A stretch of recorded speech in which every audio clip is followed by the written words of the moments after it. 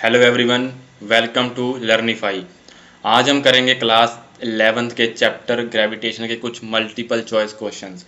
अगर आप इस चैनल पर नए हैं तो चैनल को सब्सक्राइब ज़रूर करें। तो चलिए स्टार्ट करते हैं। हमारे पास पहला क्वेश्चन है, the value of gravitational acceleration on earth. Gravitational acceleration की क्या वैल्यू होती है धरती के ऊपर, अर्थ के ऊपर। तो इसका आंसर हमारे पास क्या आएगा, सिंपल इसको याद करना है, 9.8 मीटर पर सेकेंड स्क्वायर। क्या आएगा, 9.8 मीटर पर सेकेंड स्क्वायर।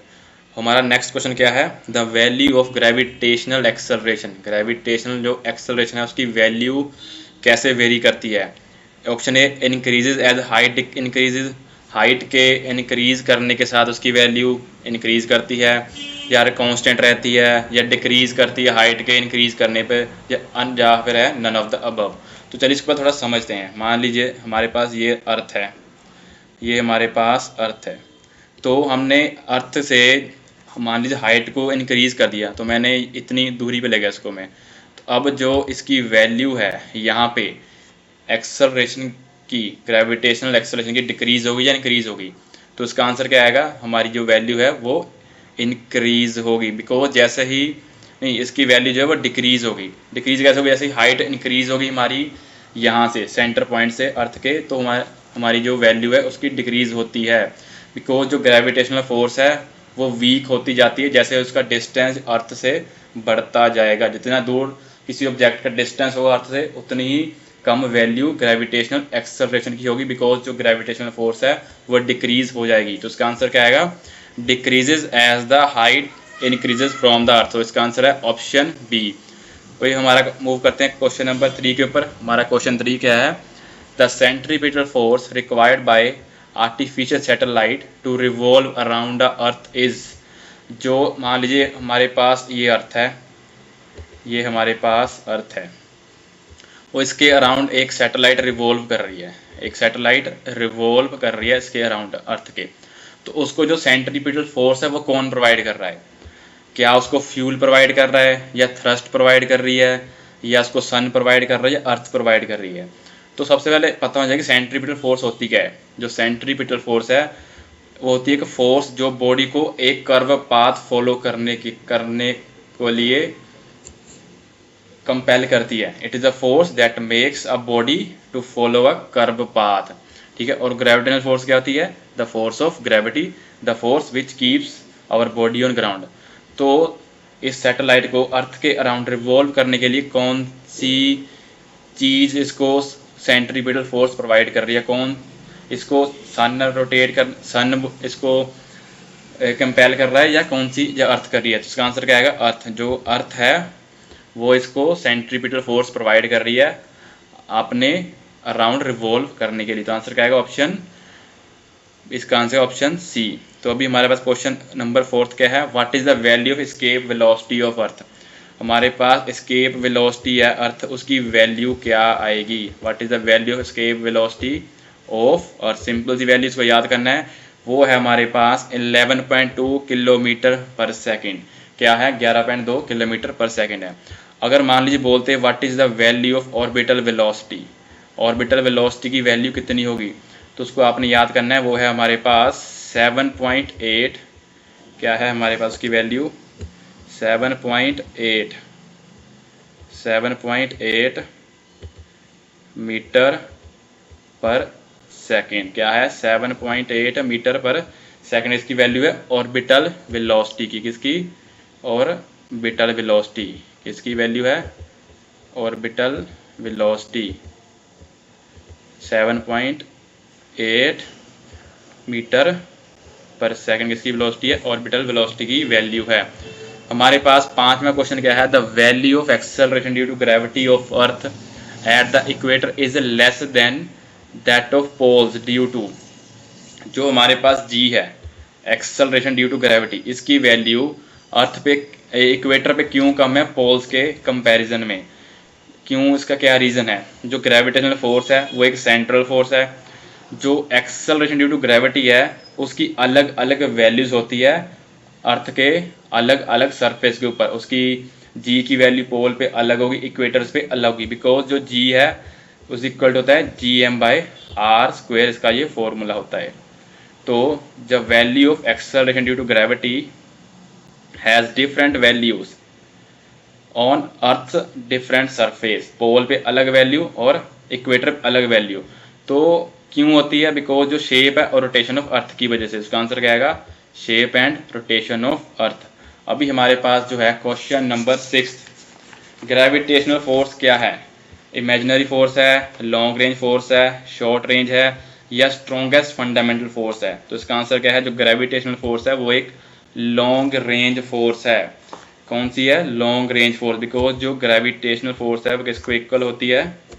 जो ग्रेविटेशनल फोर्स है वो इज इक्वल्स होती है मास m1, जिसको कैपिटल M लिख लो, small m by r square. जो ग्रेविटेशनल फोर्स है वो कहते हैं inversely proportional to r square, that is square of the distance between two object. ये दो ऑब्जेक्ट है, इनके बीच ये मास का m है और इसका स्मॉल m ले लिया, और इसके बीच का जो डिस्टेंस है दैट इज r। इसके बीच का डिस्टेंस क्या है? That is r। तो इसके इनवर्सली प्रोपोर्शनल होती है ग्रेविटेशनल फोर्स। इसका क्या है? जो ग्रेविटेशनल फोर्स है वो एक लॉन्ग रेंज फोर्स है। अभी हमारे पास क्वेश्चन नंबर 7 क्या है? If the earth would stop rotating then weight of an object on north pole will be. अगर अर्थ रोटेट करना बंद कर दे तो जो ऑब्जेक्ट का वेट है वो नॉर्थ पोल पे वो क्या रहेगा? इंक्रीज होगा, डिक्रीज, या जीरो, या same? What will be the wait of object? और जब अर्थ ने रोटेट करना स्टॉप कर दिया तो उसका वेट पे तो कोई फर्क नहीं पड़ेगा ना, वो तो सेम रहेगा। तो उसका जो वेट है ऑब्जेक्ट का वो रहेगा remain same, because the rotation of earth क्या करती है? इंट्रोड्यूस करती है सेंट्रीफ्यूगल फोर्स को। पोल्स के ऊपर जो सेंट्रीफ्यूगल फोर्स है वो नेग्लिजिबल होती है। So when rotation stop, gravitational force वही रहेगी जो इन्फ्लुएंस करती है वेट को, और it does not change at pole, so weight remains same. तो इसका आंसर रहेगा सेम रहेगा। अभी हमारे पास क्या क्वेश्चन नंबर 8 है? इसमें 7th में क्यों सेम रहेगा? एक तो उस पर वहाँ पे क्योंकि जो ग्रेविटेशनल फोर्स है वो इन्फ्लुएंस करती है वेट को, है ना, वो चेंज नहीं हो रही है पोल्स के ऊपर, तो वेट सेम रहेगा। अभी हमारे पास क्वेश्चन नंबर 8 क्या है? What is the weight of body inside artificial satellite? अभी हमारे पास कोई आर्टिफिशियल सैटेलाइट है, उसके अंदर कोई ऑब्जेक्ट पड़ा है, उसका वेट क्या होगा? What will be the weight? ठीक है, तो क्या वो डिपेंड करेगा मास पे या वेलोसिटी सैटेलाइट पे, या वो होगा product of mass and gravitation? इसका जो आंसर आएगा वो आएगा दैट इज जीरो। जो वेट ऑफ बॉडी रहेगा inside artificial satellite is zero, क्योंकि जो सैटेलाइट है और वो हर सैटेलाइट में या कहीं भी उसके अंदर जो फ्री फॉल होता है एक तरह से ना, तो उसका वेट क्या रहेगा? जीरो रहेगा, डिपेंड नहीं करेगा किसी के ऊपर भी। नाउ क्वेश्चन नंबर 9 क्या है? Weight of object in free fall is equal to. जब फ्री फॉल होता है, मान लीजिए कोई चीज़ यहाँ से गिर रही है, फ्री फॉल हो रहा है, तो उसमें उस टाइम पे जो ऑब्जेक्ट का वेट होगा वो क्या होगा? Equal to mass of object into gravitational acceleration होगा, या लेस देन ऑब्जेक्ट होगा, या ग्रेटर देन होगा, या जीरो होगा। जब भी कभी वेट लेसनेस आता है तो हमेशा वेट क्या होता है? Zero. Weight will be zero under free fall. जब भी फ्री फॉल आए तो जो वेट है वो जीरो आएगा। नाउ अभी हमारा लास्ट क्वेश्चन क्या है? What will the value of acceleration due to gravity? हमने जी की वैल्यू फाइंड करनी है। हमें किसकी वैल्यू फाइंड करनी है? जी। ठीक है, ऑन सरफेस ऑफ अर्थ के ऊपर जहाँ पे उसका रेडियस क्या है, हमने डिक्रीज कर दिया है 60% ऑफ इट्स प्रेजेंट वैल्यू। हमने रेडियस को 60% इंक्रीज कर दिया है।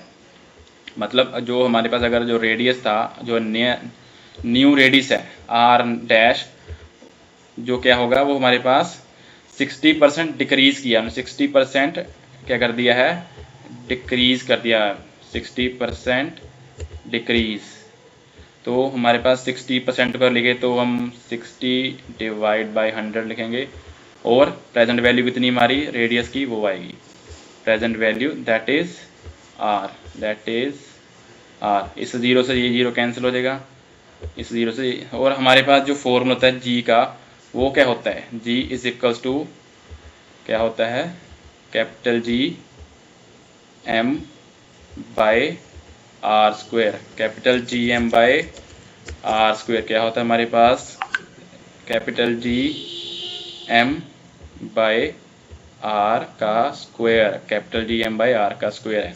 अभी हमारे पास इसको नेक्स्ट स्टेप में सोल्व करें हम, तो हमारे पास जी की जी एम तो सेम ही रहेगा। अगर इसको हम सोल्व करें, हमने स्मॉल जी की वैल्यू निकालनी है तो ये इसको सेम लिखेंगे।